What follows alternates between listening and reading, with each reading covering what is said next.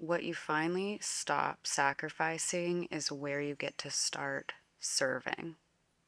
And it's going to feel really weird. It's going to require a lot of the same things that surrounded the idea of sacrificing yourself for others, for corporations, for friends, for partners, for the lifestyle you thought you wanted but didn't actually want. All these sacrifices that you made to potentially people please or stay in circumstances that you thought were benefiting you until you finally woke up and realized that they weren't, is where the end of the sacrificing of that is where you get to start serving. And the bridge from sacrifice to service can feel really long and can feel really isolating and I think we can accidentally stay on it a little bit longer than we mean to, because there's a lot of things surrounding service that feel really close to the sacrifices we want to avoid. And I think for me, when I knew I wanted to start a journey that really set me up for the idealized version of my dream life, before I had much clarity of what I actually wanted that to be, it was hard to conceptualize that the things that I was done sacrificing for were still in the realm of the things I deep down needed to serve for. But serving and sacrifice feels so different in the body because one is coming from a place of entrapment and feeling like you have to, and upholding a narrative that you need to fulfill a role for someone else, versus freedom and overflow.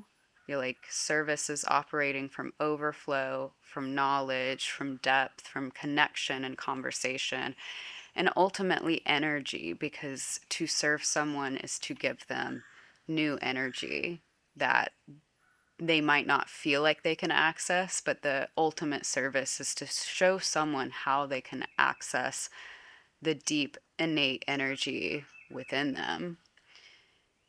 And there are a lot of practices that feel the same. And because they feel the same, it can feel like the energy to move towards service is starting to look a lot like the sacrifice. So we can freeze in the in between. And in the in between, when we're not really doing that much, or I mean, there's a lot we can be doing. There's a lot of healing that can happen and is necessary to happen to move from sacrifice to service.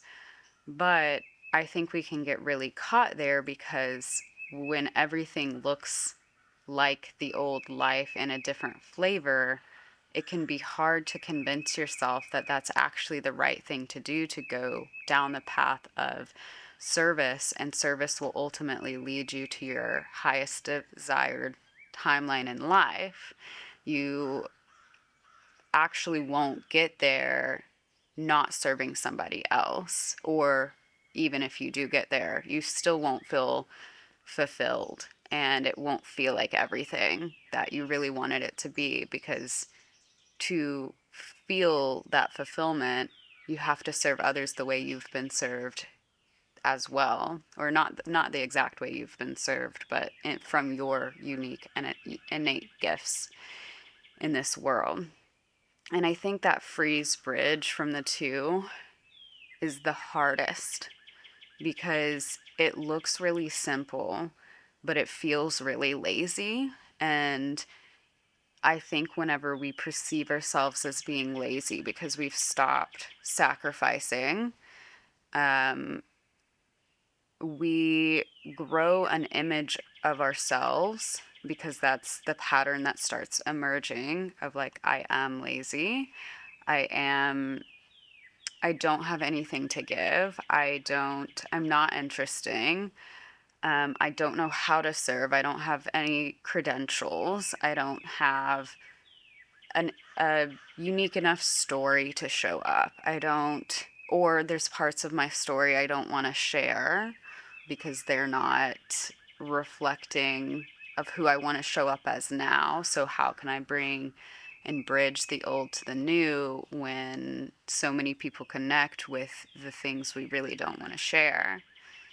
And I will say the bridge feels easy to stay in and hard to be in. It's easy to start to question, well, why do I want to try hard? Why do I want to do something really disciplined, to do something I don't technically have to do, but I know on the other side would be something really pivotal, and my life would change because other people's lives have changed because of it. And it seems really hard. And I don't have to do it. So why do I have this desire when right now things feel easy because I've stopped sacrificing? And to show up in service feels like sacrificing, even though ultimately it's not, because it also gives you energy, and you just haven't been able to experience that it gives you energy yet because you haven't had the experience of it yet. You've only operated from sacrifice. And sacrifice can look like a lot of discipline and hustle and self abandonment.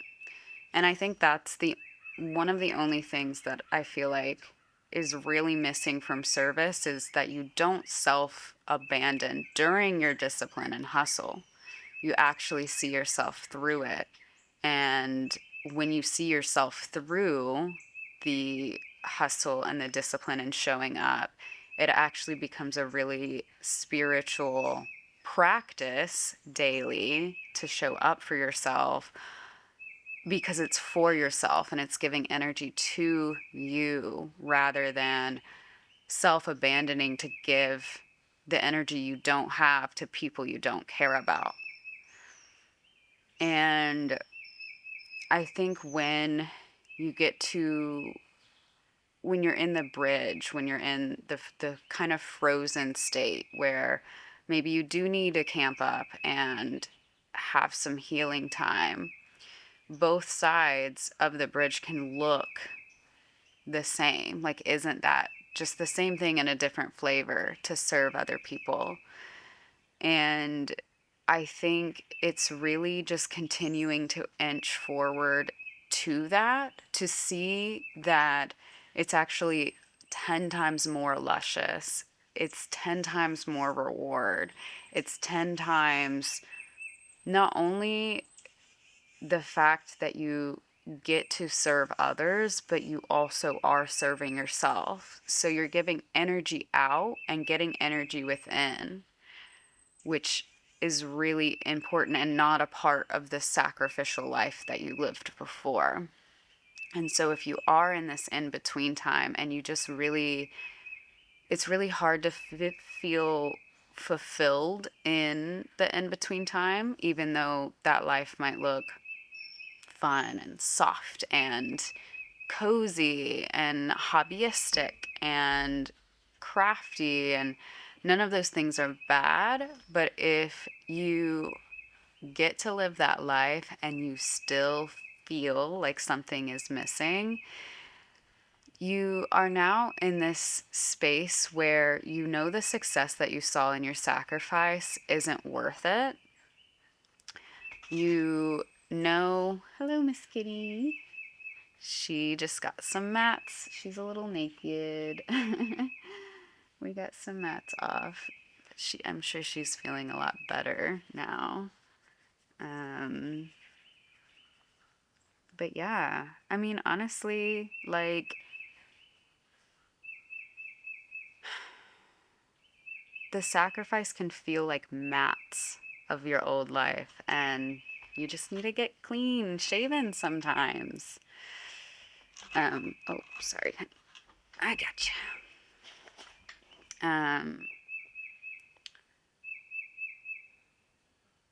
the success that you had in your sacrifice is not worth it to you anymore. But you don't know the success you're going to have in your service yet. And the bridge can feel really enticing, but it also gets really foggy on the bridge. It's over the river. You can't see anything when it fogs. When you're just in your own little world, and you're not putting yourself out there the way that you know that you could be. And I don't think that, like I said, sometimes you need to camp out on the bridge, but you need to also know when it's time to cross it to serve. Even if the service looks like daily posting and showing up daily to something, that's also a part of the healing. And you can bring everything you learned on the bridge with you. You can bring everything you learned about not wanting to sacrifice yourself with you. And I think that for me, it's been really hard to recognize that I don't want to feel bad on the way to success, on the way to the results, to the numbers, to the money, to like all the things I want to do, the retreats I want to host, the books I want to write. I never want to sacrifice myself on the way there to get those things. And I think I've conflated sacrifice with hard work, and I've demonized both. And so much so that I just, like, I've had this energy, and I know I've said it before, like, I just want to have fun on the way there. And I do. And I am. And I'm also recognizing that hard work doesn't have to be evil. And it actually can be really fun. And it is part of the journey. And it feels, I was going to say physically, but I'm thinking of like hiking. It feels good to do hard things. And I think sometimes it's an energy of, I don't want to appear as though I'm making a really huge effort, because I just want to have fun, and fun shouldn't feel like effort. And I think as long as I operate under that, I'm just going to get the results that no effort really gives you, which is not a lot. And so doing this daily posting, I'm realizing that it does take effort. It does take hard work, and it's hard in a different way than I thought. And it looks a lot like sacrifice, but it feels a lot different because it's coming from a place of service, not only for others, but for myself as well, which is really important. And I'm just getting to the point where I'm realizing I can have fun on the way there. I don't need the result to feel like $1,000,000 and feel like I've made it. But I do need to, I guess, your self-concept is starting to change when you step into the side of service and you've been on the bridge for a long time and you've been thinking, I'm just really lazy. I don't know what to do. I like this soft life in a way, but it's actually not serving what I truly want to do, because I truly do want to do things. And I've worked so hard to have this free time, and I actually get to choose what to do with it, even if it means doing hard things. And I think that's where I was always really tripped up, because it was like, I've worked so hard for this time freedom. Why would I decide then to do something difficult during the free time that I have? So I just like really avoided actually confronting and facing what I truly wanted to be doing.